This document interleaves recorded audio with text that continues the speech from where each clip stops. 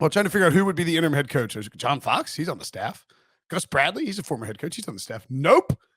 It's Jeff Saturday of ESPN, Sully. I think the news that they're hiring Jeff Saturday to be their interim head coach is more shocking than the news that they fired Frank Reich in the middle of the season. 1000%. This is so weird. It's because for people, I mean, obviously you all know Jeff Saturday either from TV or when he was on the offensive line for the Indianapolis Colts with Peyton Manning and all that.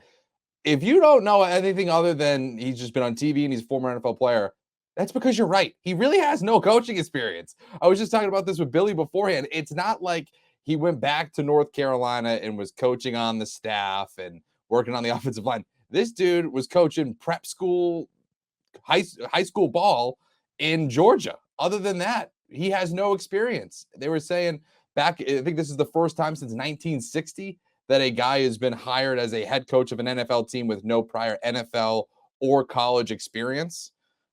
Pretty bananas. And you look at all their insiders, whether it be our own Jonathan Jones or just go down the list, they're talking to a lot of these people across the league. Everybody's jaws on the floor. Nobody saw. I mean, Adam Schefter had the scoop first, I think, which would make sense. You would hope so, right? I'd be furious if I was Schefter and I didn't get that scoop. Maybe Tom Pelissero had it pretty early too. I'm not sure. I'm pretty sure though it was Schefter first. At any rate, Jeff Saturday, a consultant for the team, is in the Colts Ring of Honor. Head coach for the Hebron Christian Academy football team in Dacula, Georgia. So, I think that's a high school. I'm assuming, right? Prep school, high school. So. I mean, look, the Colts, by the way, don't have to go through the Rooney Rule process for an interim head coach. Only applies for a full-time head coach. So I assume that they would need to interview minority candidates before hiring even Jeff Saturday. You see, my question was, and I was talking about it with Billy beforehand, was the only thing that I knew that was the case, but I didn't know if that only meant if you were elevating from inside the staff. Like if they went for Gus Bradley, then you don't have to go through the Rooney Rule. But if you're doing an outside I don't think the Rooney Rule applies. Right, it doesn't. I thought that was the case. So what's interesting is that a couple things on this. One, to me, this says very clearly, if you look at the Colts over the past 5 or 6 weeks or whatever it is, with basically, you have we talked about Jim Irsay still being mad about the Carson Wentz thing, and then the Matt Ryan thing's not working out. I think Jim Irsay said, "I'm taking over this team," and he is the one who ordered the benching of Matt Ryan for Sam Ehlinger. And whether he thinks that's to tank or to find out or whatever he thinks that's for, or to save the money off Matt Ryan, like he's got his reasons. In the middle of this, in between Frank Reich being fired and Ehlinger being benched, he goes on a 13-minute tangent at the owners' meetings about Dan Snyder, like just unleashing on a fellow owner, which is something that only a person who is very intensely emotional at the current moment would do. He fires Frank Reich and he hires Jeff Saturday. And like you can hear Irsay, look, we're doing the show Monday at 1:25 right now. I know what Jim Irsay is going to say at this press conference. He's like, this is about bringing the shoe culture back to Indianapolis. For the shoe, Jeff, no one loves the shoe like Jeff Saturday. And that's maybe more intense than Irsay will be. But he is going to make this all about Colts culture, all about, for the shoe, all kind of things like that. And I don't know that, could Jeff Saturday be a good NFL head coach? Sure. But he has no experience doing it. And the Texans tried to do this with Josh McCown. They got absolutely murdered in the press last year. So I don't think it's fair for us not to very clearly question what the hell the Colts are doing. Stephen Holder of The Athletic, or is he still at The Athletic or did he go? Anyway, he's been covering Indianapolis, Indy football for a long time. Said this might go down as one of the craziest days in his career. And quote, I've seen some stuff. And so just to give it more context, what you were saying with Irsay and all of that, Schefter had a follow-up tweet from when he broke the story and said that Saturday was in Indianapolis last weekend with a group of former teammates. They were celebrating an induction of the Colts Ring of Honor. They were, doing all that. You have to believe that Irsay was talking with Saturday, probably liked what he was saying, probably just asking his opinion about the team. And Irsay was what? Hey, start Monday. I mean, that's kind of what it feels like, right? Like he must have just left an impression about how he was viewing the team.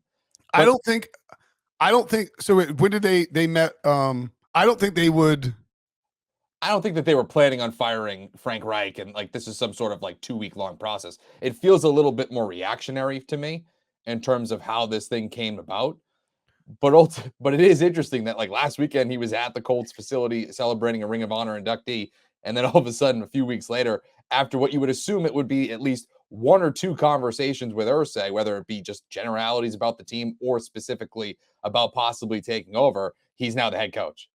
Zach Kiefer, actually friend of the pod, Zach Kiefer, who writes about the Colts for The Athletic, tweeted, the Colts bypassed 2 former NFL head coaches already on staff, Gus Bradley, John Fox, and a rising head coach candidate in Bubba Ventrone to name former center Jeff Saturday the interim head coach. That is a real sentence.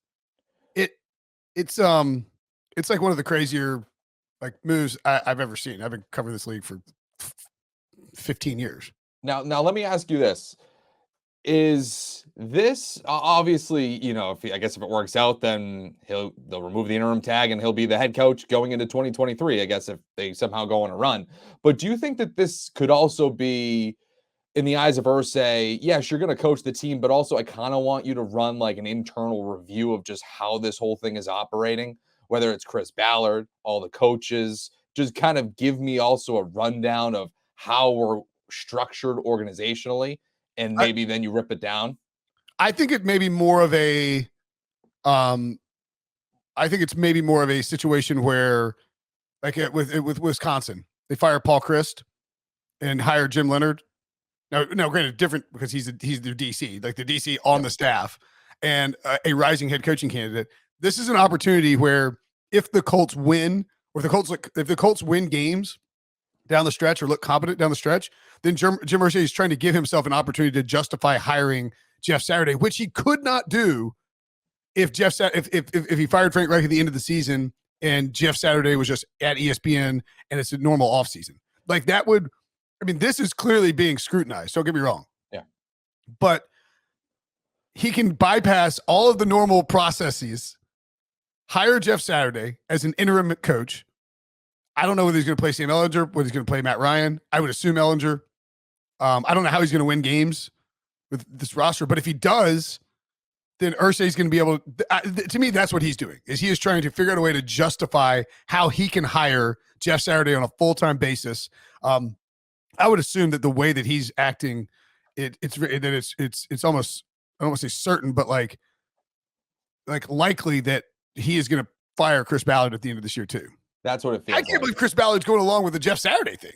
I know. It's crazy. But this is the other thing too that I think we have to kind of key in here when we talk about the Colts of 2022, and you're asking about whether or not, Ehlinger's going to play or Matt Ryan. They don't have somebody that's going to call offensive plays. They fired their offensive coordinator, Marcus Brady, a couple of weeks ago, and Frank Reich was assuming those play calling. There's no one there's no one on the coaching staff that's ever called plays before. So Saturday now has to figure that out. And I don't think he can't call offense. I guess he can. He's the head coach now. I mean, he could. I guess he can. But you're talking about that would be incredible. At least moving on from your offensive coordinator a couple of weeks ago, you had Frank Reich, who was a former offensive coordinator. That's a normal thing that happens in the NFL. Now you're down 2 play callers, losing Brady and now Frank Reich, and you're replacing it with Jeff Saturday, who has Scotty Montgomery, the former Duke head coach. The former Duke wide receiver and ECU head coach is their running backs coach. I can't remember if he called plays at ECU. ECU not. I mean, I guess he's a possible candidate. Let me ask you this, Will. If you're Jeff Saturday and Jim Irsay calls you and offers you this, they have Reggie Wayne as their wide receivers coach too. I forgot about that. What is this, the Partridge Family? Wait, Peyton Manning's gonna be the quarterback's coach in a few weeks. Maybe Peyton Manning should be the guy. But my question is, Irsay calls you, you're Jeff Saturday, he offers you the job, you obviously take it, but there's got to be some apprehension, right? Yeah. Oh yeah, I'd be freaked out about being a disaster in Indianapolis.